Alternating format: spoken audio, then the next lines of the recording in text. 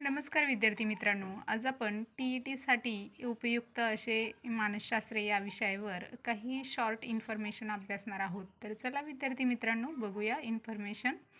तर सगळ्यात पहिली इन्फॉर्मेशन आहे उपपत्तीवर. तर उपपत्तीवर आधारित प्रश्न कसे येतात तर बघा, जनक दिलेले या ठिकाणी आणि उपपत्ती आणि केलेला प्रयोग प्राणी. तर कोणत्या प्राण्यावर प्रयोग केला आणि त्या प्राण्यांची नावं पण दिलेली. तर बघा, थॉर्नडाईक या मानसशास्त्रज्ञाने कोणती उपपत्ती मांडली असा प्रश्न असतो. तर प्रयत्न प्रमाद उपपत्ती ही थॉर्नडाईकनी मांडली. आणि कोणत्या प्राण्यावर प्रयोग केला तर मांजर या प्राण्यावर थॉर्नडाईक या मानसशास्त्रज्ञाने प्रयोग केला.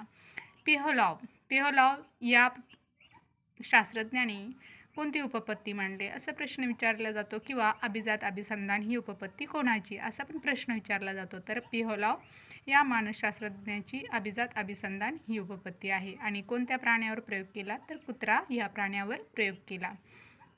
त्यानंतर स्किनर या मानसशास्त्रज्ञांनी साधक अभिसंधान ही उपपत्ती मांडली आणि कबूतर या प्राण्यावर प्रयोग केला.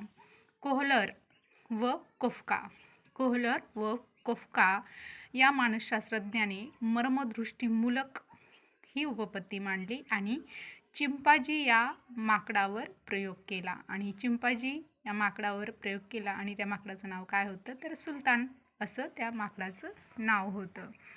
त्यानंतर पुढचा जर प्रश्न विचारला तर असुबेल अध्ययन व अनुदेशन उपपत्ती मांडली. आणि कोर्ट लेव्हिन यांनी कोणती उपपत्ती मांडली तर क्षेत्रीय उपपत्ती कर्ट लेव्हिन या मानसशास्त्रज्ञाने मांडली.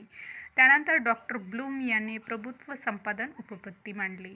बांदुरा यांची सामाजिक निरीक्षणात्मक उपपत्ती, जोरम ब्रुनरची ज्ञानात्मक उपपत्ती, जीन पियाजेची बोधात्मक विकास उपपत्ती. मानसिक विकास सिद्धांत. आता सिद्धांत बघूया.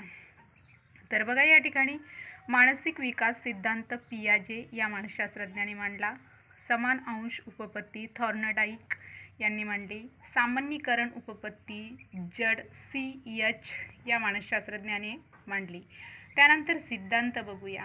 आता बहुघटक सिद्धांत थॉर्नडाईक यांनी मांडला. द्विघटक सिद्धांत स्पियरमन यांनी मांडला. अनेक घटक सिद्धांत थर्स्टन या मानसशास्त्रज्ञाने मांडला.